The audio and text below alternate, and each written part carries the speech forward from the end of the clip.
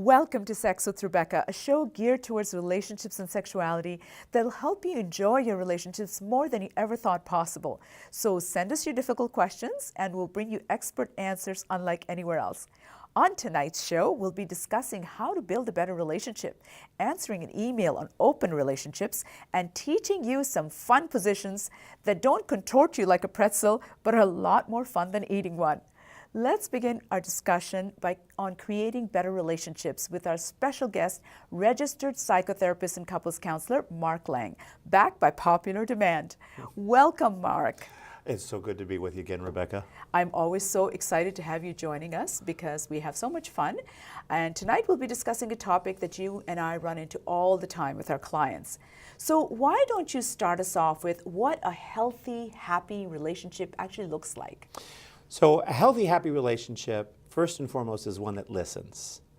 Secondly, is that each partner is an expert on what they bring to the table that is sabotaging the harmony of the relationship. That's so important, isn't it? It is. People just say, I do all these good things, but they don't even acknowledge or own the wrong stuff that they do. If you're the expert, you know, my partner does this and doesn't do that and so on and so forth, then even if their partner, if you gave them a list of things to do right, even if they did that, the person making that list would discover that they don't feel any better. Absolutely. They actually feel more angry, and they are constantly looking for other things to make their partner perfect. And a relationship isn't about a pursuit of perfection, it's about a pursuit of excellence. That's amazing. It That's gives you brilliant. room to be broken, to not make some gaffes, errors, you know, that kind of thing. And I think if we allow our partner the space to embrace their brokenness, then they'll do the same for us, and we don't have to aspire to this impossible to reach standard. Absolutely, and so when our focus is always on the outside, we don't grow inside from changing somebody else. We grow when we look in the mirror and we see, wow, this is me. So the question is, what kind of a partner am I? Maybe my partner does rotten things that irritate me, bug me, whatever. But what kind of partner am I? Who am I? Yeah. Right? Would I want to be married to me? That's exactly what I ask my clients.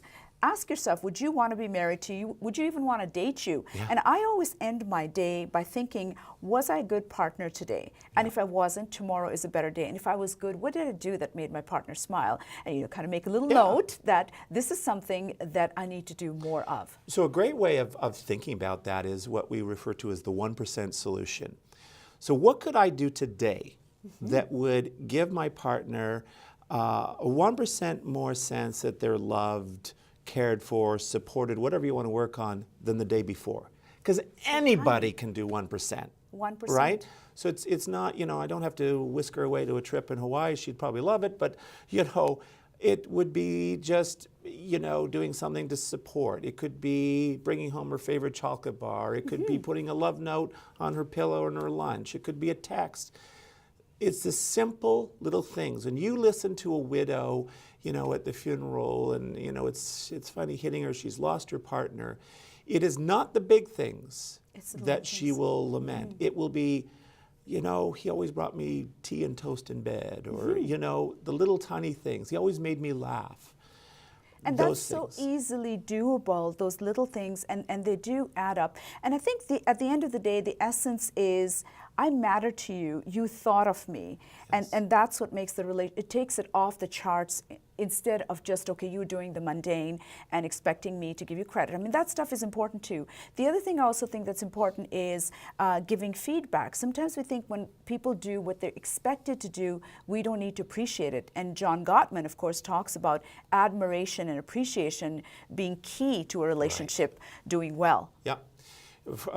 Darwin, we're talking about people facing conflict. He says they have three choices. They can adapt, they can migrate, or they can perish. And I think in relationships, perish is a divorce. Migrate is the avoidance, or they can work with the conflict. People are so afraid of conflict. They will do almost anything, but they don't realize that this is where we grow. This is where we mature. This is where we gain wisdom. And although nobody wakes up in the morning saying, boy, I really hope today's a tough day, You will never hear somebody coming back from Disney saying, man, I just spent 2 weeks in Disney. Boy, did I learn a lot about myself. No. But you will hear people say, I just went through something I wouldn't wish on my worst enemy, but boy, did I learn. What did I learn? Hold on to the thought, and it again ties into fight, flight, or freeze. Yes. Fighting, fleeing to something else, or running away, and freezing, shutting down, none of which are good. We're going to be right back, still ahead. How to improve your communication, get along with your partner, and salvage any relationship. So don't go anywhere.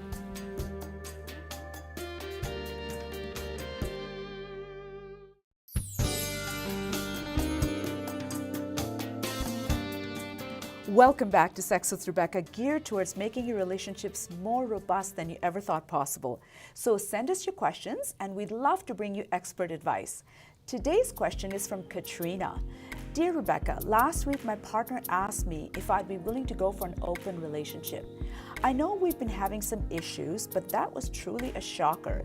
Shouldn't we try to fix things instead of adding other people into the mix, or simply break up and go our separate ways?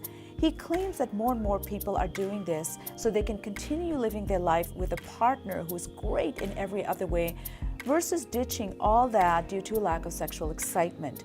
Best of both worlds is what he's calling it. I want to be open-minded, so I'm considering it, but wanted your thoughts on it first. Signed, Katrina.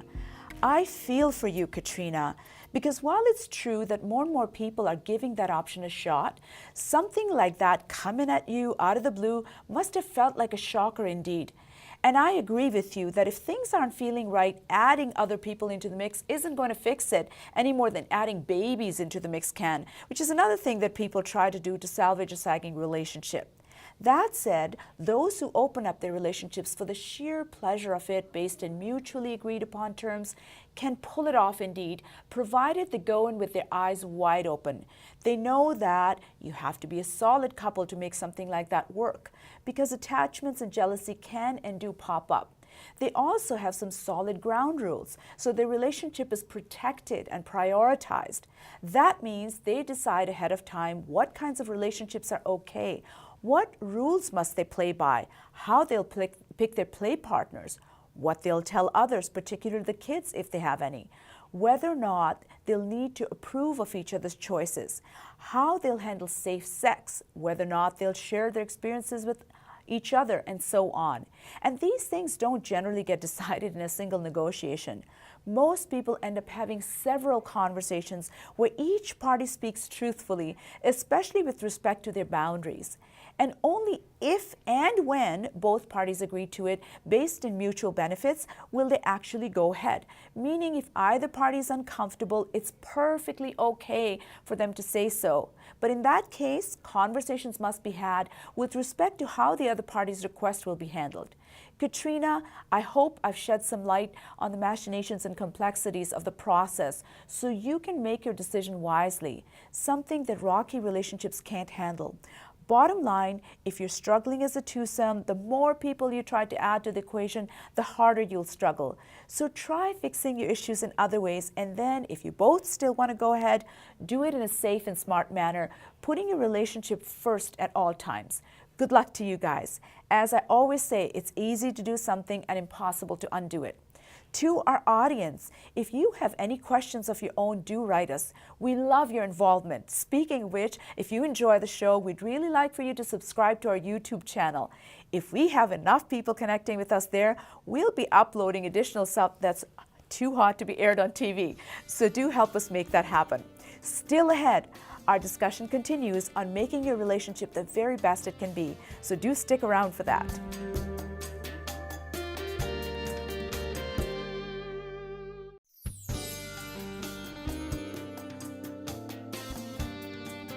Welcome back to Sex with Rebecca, a show where we bring you expert advice on important matters to help your relationships be the most intimate, exciting, and emotionally fulfilling that they can be.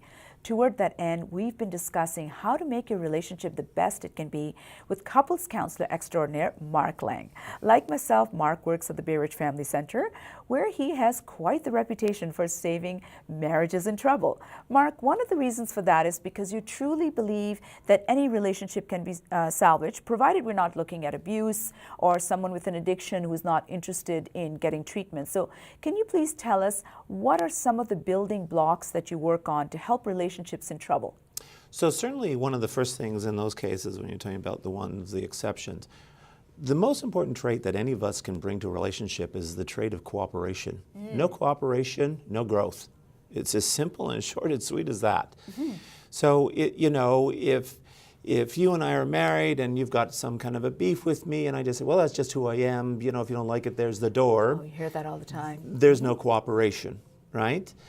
So in those situations, I might challenge that person and say, so if making that decision means that your marriage could possibly end, that your partner say, well, I'm going to choose the door, is that choice worth it to you?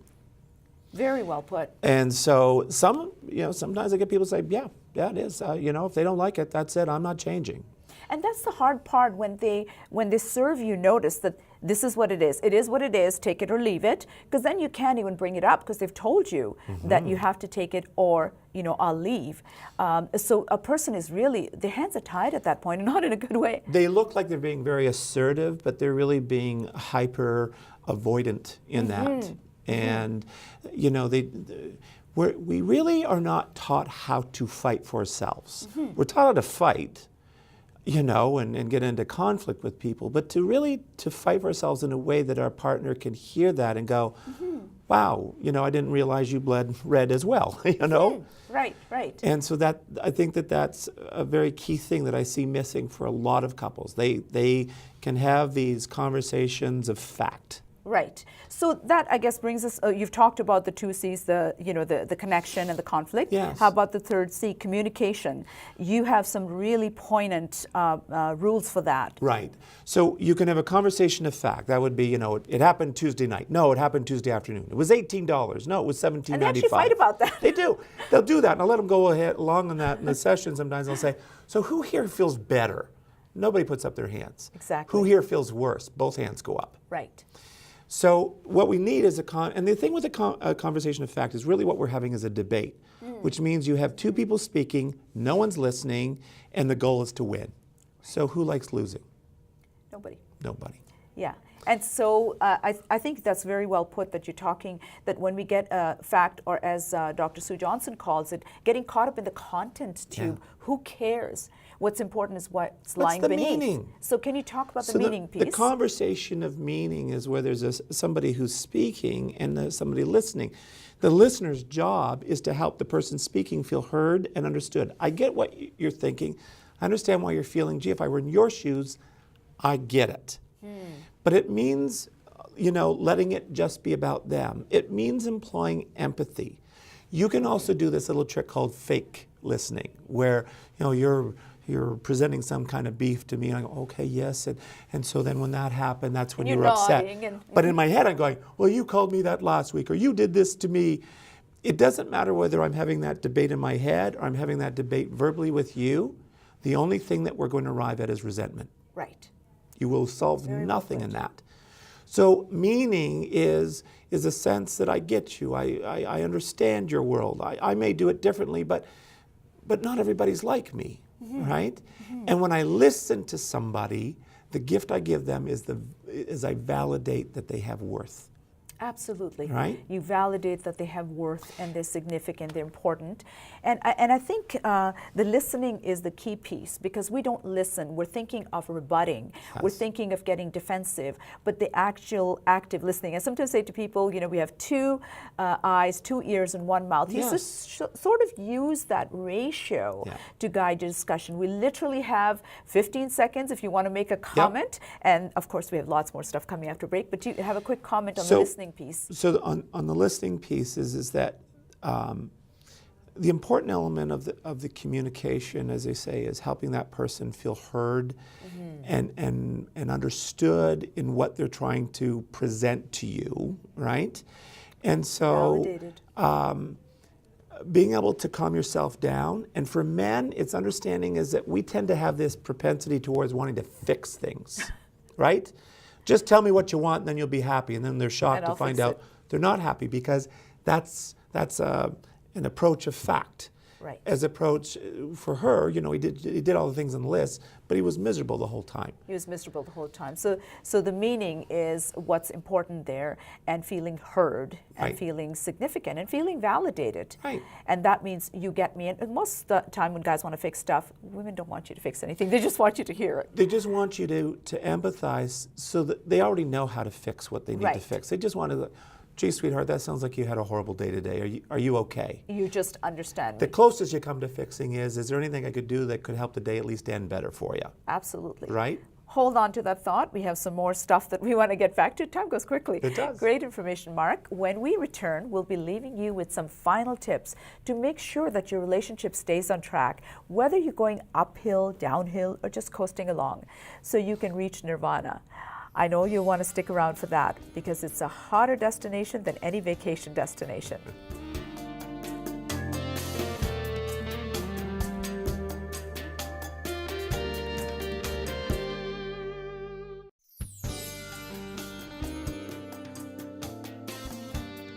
Welcome back to Sex with Rebecca, a show geared towards making your relationships the best they can be, both in and out of the bedroom. Our guest tonight is couples counselor Mark Lang, who specializes in that area. So before we wrap up this interview, we'd like to leave you with some key takeaways. Well, take it away. So the 1% solution, I think, is a great, easy thing that anybody can do. What can I do today that can help you feel more loved, more safe, more cared for than you did yesterday? Anyone can do 1%. And it's also along the lines of one day at a time, right? I commit to my relationship today. I commit to making my partner happy Yes. and not peeing them off. Yep. Okay? Date night, probably the most over-researched element of successful relationships. A date is not going to the movies, going out for dinner. A date is a minimum of 2 hours where you do something where you can interact. So you could go to the art gallery, you could go for a hike, you could build a snowman, whatever. Things like this where you can laugh. The goal is to laugh. It's to laugh. It's not to Right. talk about finances, chores, kids, problems. Nothing of that sort. Nothing of that sort. You just, and it's great if you can do it. It should be at least once every 2 weeks, but preferably on a weekly basis. If you can make it that it's, always Thursday night or Saturday morning, forward to whatever. it. And it also means that it's not asking whether you feel like doing the date. Because sometimes when date night comes along, you might be feeling a little grr. Yeah. The point of date night in those moments is to kind of take the edges off so you can start talking again. And it's a given that we're going to do it. And sometimes I say to couples, take turns planning it so that you've planned ahead and nobody books anything else on that night. So that's why it's good to have a designated night. The other thing I would say is what we call a we vision, and that's the clarity of things. So couples can come in and they can use the same terms. It means something very different. Right. Sorry. So if I said apple to you right now, you might be thinking of a red apple, I might be thinking of a green apple. So in a we vision, you do two parts. First part you do by yourself, 12 statements or more that begin with the word we, that are all written in the present tense, that describe the relationship that you want, not necessarily the one you currently have, right? But what you crave. Yeah, and it has nothing to do with your kids. It's just about you and your partner. The second part, you get together and you create your we vision. So things on your list will be the same on theirs. That goes on. One thing on yours might dovetail nicely with what's on theirs. Fine. You might just like something that your partner thought of that you hadn't. That could So go on. creating a vision together. And then the only thing that doesn't go on is where one person says, I'm not feeling that. Okay. You don't fight about it. You just, where can That's we great. agree? And so it starts off with just being about me, but it ends up with it being about us. But me is still very much a part of us. And that's the whole idea beautiful. of two becoming one. It's not morphing. It's like the egg beater, two parts going in different directions, but put them in the batter. They make great cake. I like that visual, and it's both parties are bringing the, this is what I want. And since Yes. you're only including the yeses that both bring, so there's an ownership to it. This is what I want. I'm not just doing it for my partner, but your partner happens to want it as well. It also gives you a roadmap to say, okay, so these are the things, and some of these things on here we're not doing so well. So you could, it's never trying to make a change, no hurry, we'll change our marriage to, nirvana in half a minute. It's saying, okay, on this list of whatever things, 15 things we have on our list, this year, why don't we work on this and this? Absolutely. And so, and then you, like any corporate entity, you get together maybe once every couple months and say, how are we doing? Yeah. How am I doing as a partner working on that with you? How are you doing? You check in with each other, but I check like in. that you just isolate. Look after one skill. If you're trying to learn 10 hobbies at once, you're not going to do very well. You just focus on one at a time, and whether you're taking a month or 2 months or 6 weeks, just perfect that. And when you're getting, not necessarily perfect it, but when you're getting somewhere, then that's where then you can go to the next one. This is why I also tell couples always that focus on what's important and what's good for the relationship, not necessarily either party, because then you're not selfish and you're not resentful, but you're saying this is what's good for the relationship. Right now, I want to kill you, but that's not going to be a good thing for the relationship. And that way we can own it. Thank you so much, Mark. Every time you come, time goes by so quickly, but you've offered us some remarkable insights that our viewers can take home and start to work on. Still ahead, our final segment on some sexy positions to get your sexy on. So don't go anywhere.